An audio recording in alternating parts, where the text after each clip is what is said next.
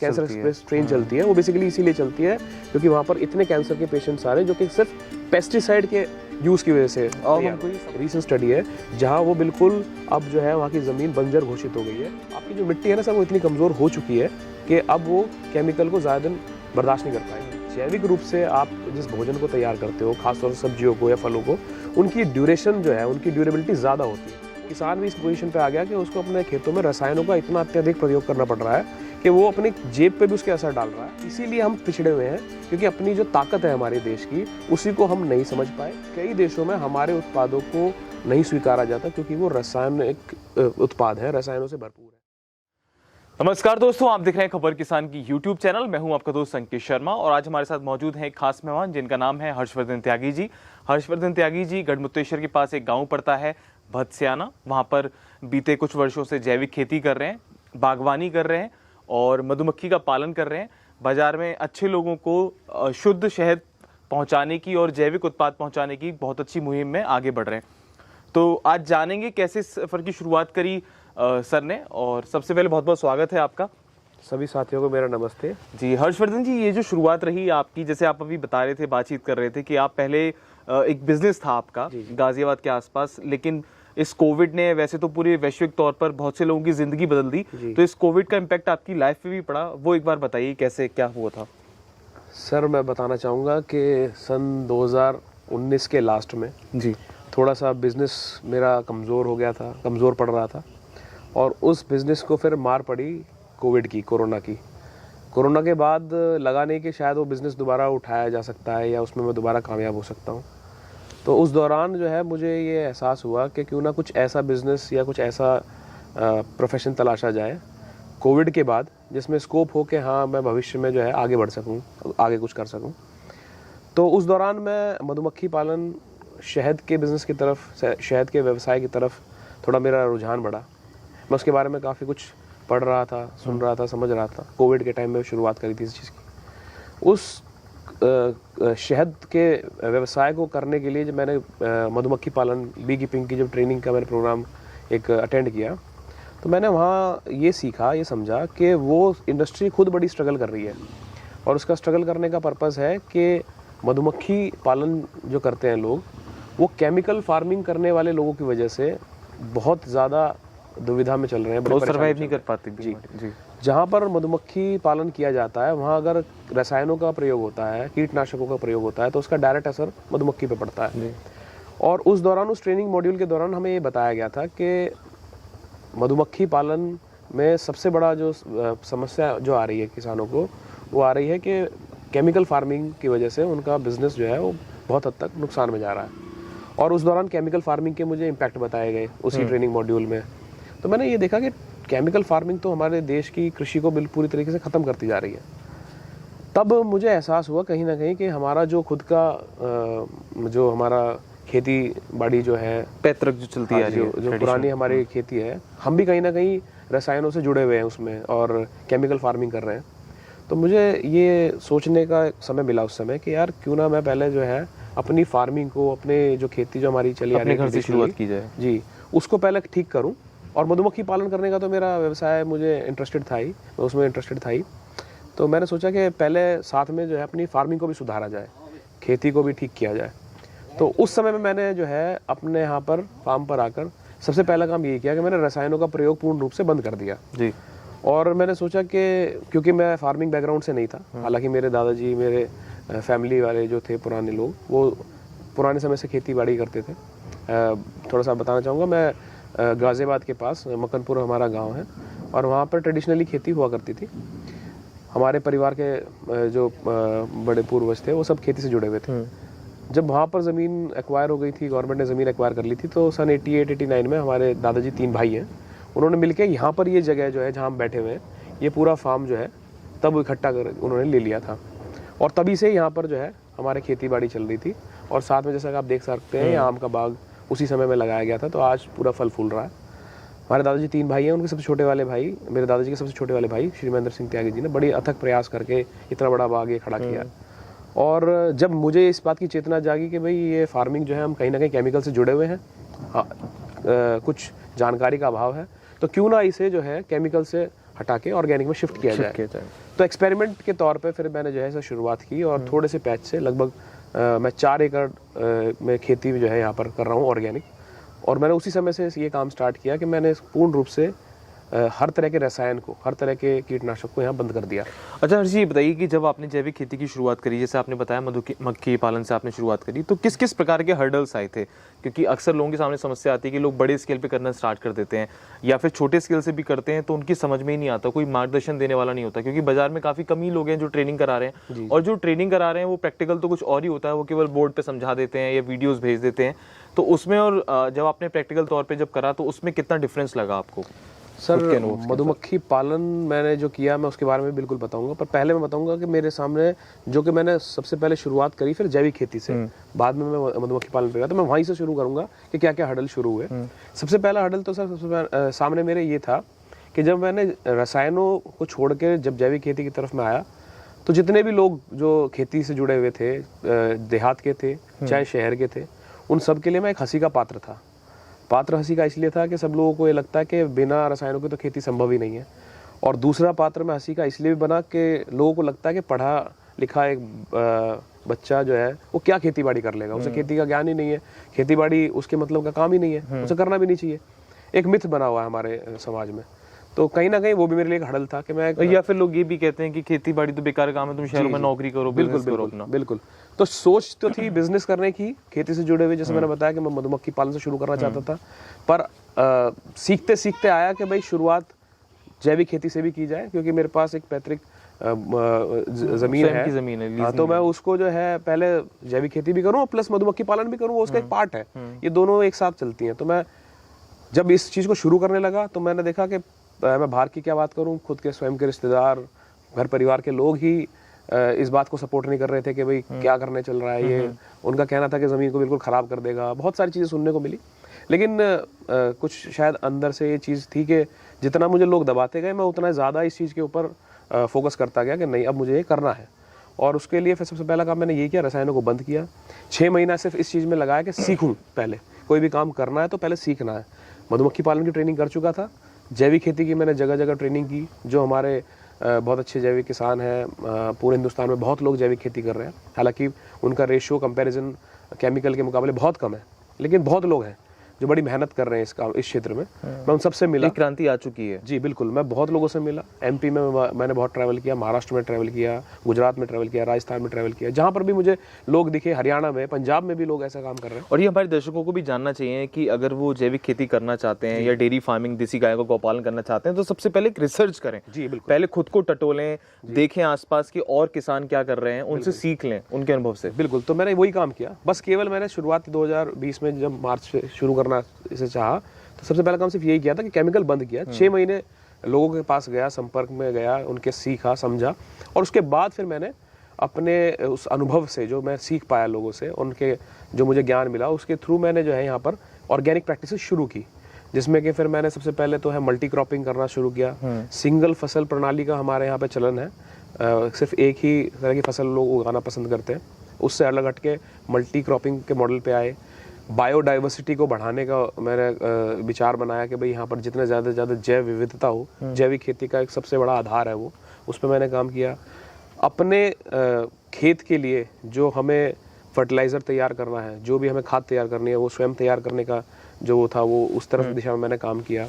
फिर अपने खेत के लिए जो पेस्टिसाइड, जो कीट नाशकों को, बेसिकली ऑर्गेनिक फार्मिंग में कोई कीटनाशक नहीं होता, कीटों से कहते हैं। हाँ जी, कीटों से अपने उसको फार्म को सुरक्षित किया जाता है, प्रिजर्व किया जाता है, एक ऐसा एनवायरनमेंट बनाया जाता है। तो उसके लिए जो भी मैं कर सकता था, मैंने उस दिशा में काम करना स्टार्ट किया, और मैं आज भी सीख रहा हूँ। सीखते सीखते मैंने जो मेरी जर्नी है वो आज यहाँ पर पहुँच चुकी है कि लगभग मेरे साथ अब कुछ किसान भी जुड़े हुए हैं जो हमारे साथ मिलके ऑर्गेनिक फार्मिंग करते हैं, जैविक खेती करते हैं। वो और हम मिलके कुछ उपभोक्ताओं तक भी पहुंचे हैं, जो उपभोक्ता डायरेक्ट हमसे हमारा सामान परचेज करते हैं। जिस जगह हम बैठे हुए हैं, इस जगह पर आप देख पा रहे हैं कि यहाँ ऑलरेडी एक आम का बाग लगा हुआ था। मैं अपना खुद का अनुभव बताऊं, मैं कोई प्रमोशन नहीं कर रहा आपका, लेकिन जो एक सुखद अनुभूति हो रही है, मुझे ये सुकून हो रहा है कि मैं एक ऐसे माहौल में, एक ऐसे औरा में बैठा हूं जहाँ पर केमिकल फर्टिलाइजर का उपयोग नहीं है। और बिल्कुल जैसा आपने बायोडाइवर्सिटी का नाम लिया, तो वो एक पूरा औरा मेरे आसपास है जो मुझे सकारात्मक ऊर्जा दे रहा है। जी, तो मैं वही बता रहा था आपको। तो मैंने जो है यहाँ पर उस सब चीज़ों को ध्यान में रखते हुए काम स्टार्ट किया है। और अब हम जो है यहाँ पर आम का हमारा बाग है, उसका हम अचार भी तैयार करते हैं, फ्रूट में मैंगो जाता है। हम यहाँ पर सरसों आप देख पा रहे हैं अभी पीछे खड़ी है, सरसों का तेल अपना खुद तैयार करते हैं। साथ साथ हम दलहन की फसलें भी करते हैं यहाँ पर। और इसके अलावा मैंने मधुमक्खी पालन किया हुआ है, तो अपना खुद का हम शहद तैयार करते हैं जी। तो 4-5 आइटम्स मेरे पास हैं। कुछ किसान मेरे साथ जुड़े हुए हैं जो कि गेहूँ, गन्ना और धान करते हैं, तो वो भी उसकी भी आपूर्ति हम अपने उपभोक्ताओं तक करते हैं। 1-2 किसान मेरे साथ और जुड़े हुए हैं जो कुछ और चीज़ें करते हैं जी। तो कुल मिला के इस तरह से हमने एक इस तरह का एनवायरनमेंट आज की डेट में बनाया है कि हम नेटवर्क क्रिएट हो जी रहा है। बिल्कुल। और उसी को हम आगे धीरे धीरे और ले जा रहे हैं, अपने साथ और लोगों को जोड़ रहे हैं। जितने भी जैविक किसान हैं जो जैविक खेती सच में कर रहे हैं, देखिए आज मैं आपको बता दूं, जैविक खेती भ्रमित भी कर रही है लोगों को। बहुत सारे लोग जैविक खेती के नाम पर, एक शब्द है ऑर्गेनिक, उसी को लेकर लोग एक मिसकंसेप्शन बन गया, तो वो मिसकंसेप्शन में लोग फंस भी रहे हैं। उनको जैविक खेती के नाम पर लोग जो है उनके साथ छल कपट कर रहे हैं, उनको उनका एक तरह से शोषण कर रहे हैं। लेकिन मेरा मानना यह है कि अगर आप जैविक खेती कर रहे हैं तो सबसे पहली चीज आपको ये करनी चाहिए कि जो आपके उपभोक्ता हैं उनको आपको ऐसा एनवायरनमेंट देना चाहिए कि वो आपके खेत तक भी आए और देखें कि भाई आप सच में जैविक खेती करते हैं नहीं करते हैं। तो हमने इस तरह के मॉडल पे काम कर रखा है कि हम अपने सभी उपभोक्ताओं को टाइम टू टाइम अपने फार्म पर हम विजिट कराते हैं, उनको अपने साथ बुलाते हैं, दिखाते हैं किस तरीके से हम यहाँ खेती कर रहे हैं और हमारी खेती एक्चुअल में जैविक क्यों है।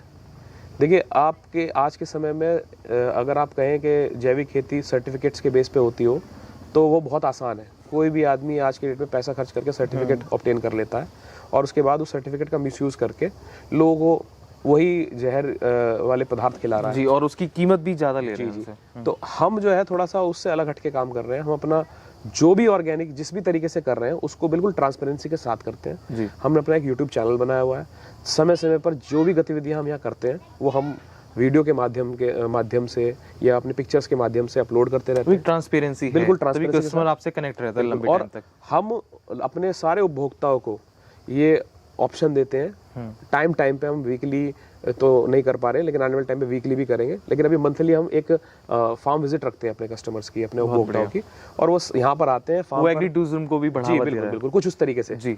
और उनको थोड़ा एजुकेशन भी मिलती है कि ऑर्गेनिक फार्मिंग कैसे होती है, उनके बच्चों को एक अच्छा माहौल मिलता है, वो आते रहते हैं फार्म पर पूरी तरीके से समझते हैं, देखते हैं, उन्हें बड़ा अच्छा अनुभव होता है, जैसे आपने कहा बड़ा आपको अनुभव अच्छा हुआ। अच्छा, एक चीज और, जैसे कि आपने बताया कि अभी आपको ज्यादा समय नहीं हुआ है, आप खुद अभी सीख रहे हैं और अभी कुछ ही दिन हुए हैं, आपको कुछ ही वर्ष हुए हैं ऑर्गेनिक फार्मिंग से जुड़े हुए, लेकिन जो आपके प्रोडक्ट्स हैं, जो आपके खेतों से निकलने वाले ऑर्गेनिक प्रोडक्ट्स हैं, जब वो कस्टमर तक जाते हैं, कस्टमर की थाली तक जाते हैं, तो उसका फीडबैक कैसा रहता है, उसका रिवर्ट कैसा आता है कि हर्ष जी वो मतलब अपना फीडबैक कैसे देते हैं आपको? सर फीडबैक मैं आपको बताऊं, जब आप ऑर्गेनिक प्रोडक्ट खाना कंज्यूम करना स्टार्ट करते हैं तो इंस्टेंट तो देखिए फूड में आपको डिफरेंस नहीं नज़र आएगा। अगर आप 10 दिन लगातार वेजिटेरियन खाना खा रहे हैं और उस वेजिटेरियन खाने में आप एक दिन कुछ अच्छा खा लेते हैं तो थोड़ा बहुत डिफरेंस महसूस होगा, लेकिन ज़्यादा नहीं होगा। लेकिन अगर आप रेगुलर बेसिस पे ऑर्गेनिक फूड आइटम्स कंज्यूम करते हैं तो आप देखेंगे आपकी बॉडी के अंदर ये आपको खुद अनुभव होगा कि कुछ डिफरेंस आया है। आपके अंदर एक अलग सी ऊर्जा दिखाई देगी, आपके अंदर जो है एक अलग तरह का उत्साह नज़र आएगा। तो वो उत्साह लोगों ने महसूस किया जब उन्होंने ऑर्गेनिक पे स्विच किया, हमारे साथ जुड़े, और उन्होंने वही अनुभव अपने हमारे साथ साझा किए कि नहीं हमें जेन्युइनली लगता है कि हाँ जो आप कर रहे हैं खेती उसमें फ़र्क है। और मैं इसकी शुरुआत आपको बताऊँ अपने मेरे खुद के घर से थी। सबसे पहली फसल मैंने जो थी जब ऑर्गेनिक की थी तो वो जो पहली मैंने सब्जियां लगाई थी अपने ऑर्गेनिक अपने घर के लिए लगाई थी, जब मैं उनको अपने घर लेके गया और मैंने अपने घर पे कंज्यूम करी तो मेरे परिवार वालों ने बोला कि भाई इसमें तो कुछ अलग ही बात महसूस हुई। तो मैंने उनको तब ये बात कही, मैं कहा देखो यही फ़र्क है ऑर्गेनिक का और इनऑर्गेनिक का। क्या आपने वो बात बोल दी जी? क्या आपको खुद महसूस हुआ है कि फ्रेश है या कुछ अलग है? दूसरा ड्यूरेबिलिटी ज़्यादा होती है ऑर्गेनिक प्रोडक्ट की।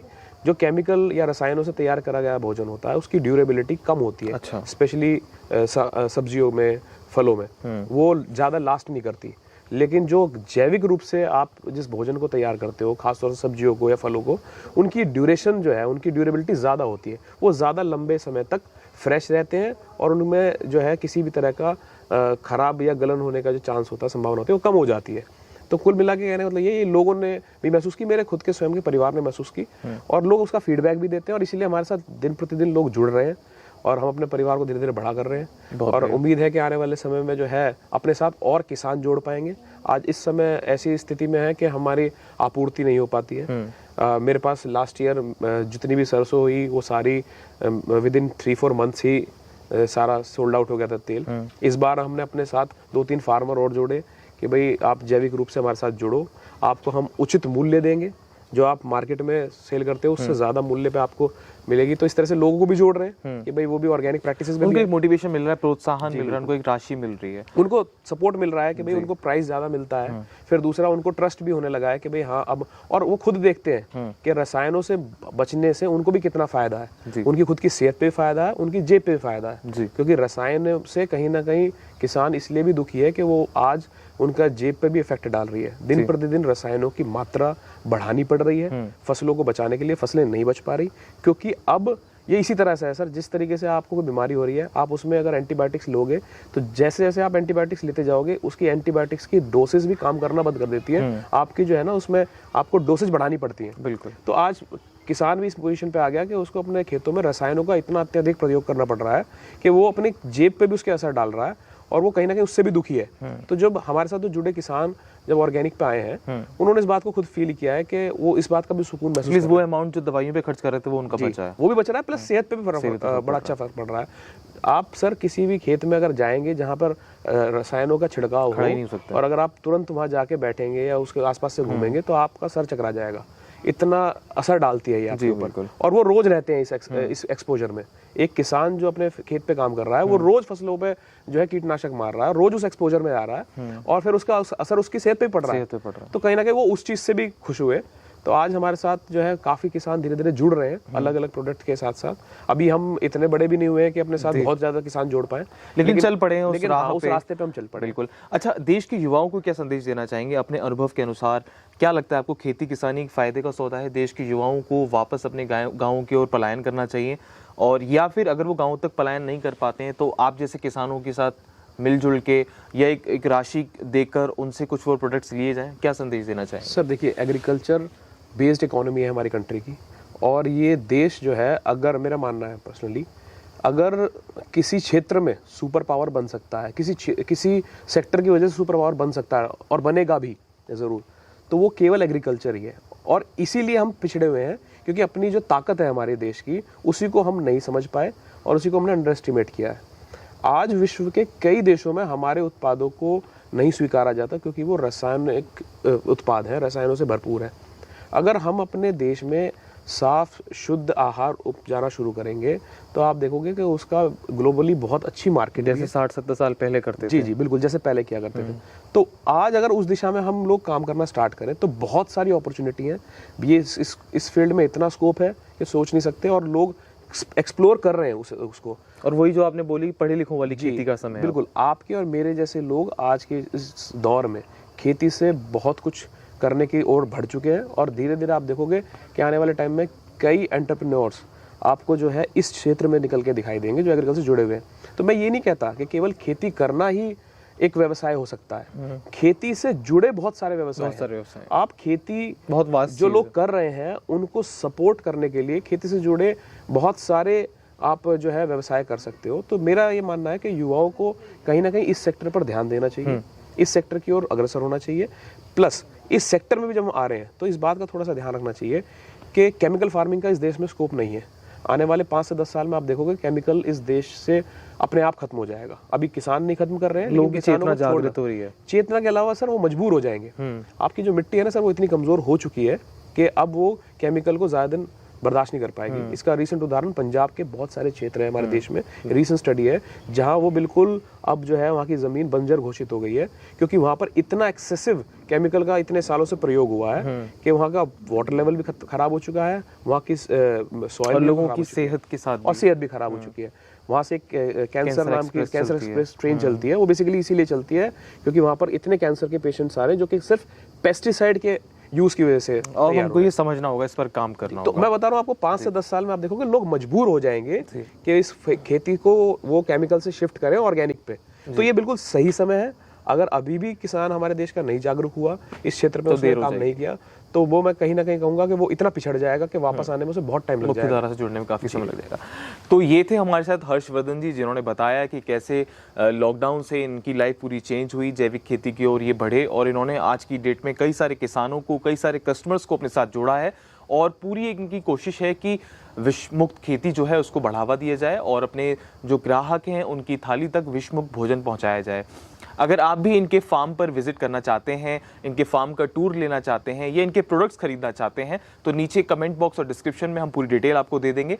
अगली वीडियो जो हम बनाएंगे वो हर्षवर्धन जी के फार्म की पूरी एक वीडियो बनाएंगे जिसमें आप देख सकते हैं कि ये अपने फार्म पर क्या कुछ कर रहे हैं। तो बने रहिए हमारे साथ, देखते रहिए खबर किसान की यूट्यूब चैनल। अगर आपने हमारा यूट्यूब चैनल सब्सक्राइब नहीं किया है तो सब्सक्राइब करें और हर्षवर्धन जी का भी एक चैनल है वो नीचे कमेंट बॉक्स में हम आपको दे देंगे, आप उनके चैनल को भी सब्सक्राइब कर सकते हैं। तो बने रहिए हमारे साथ, देखते रहिए खबर किसान की यूट्यूब चैनल। धन्यवाद।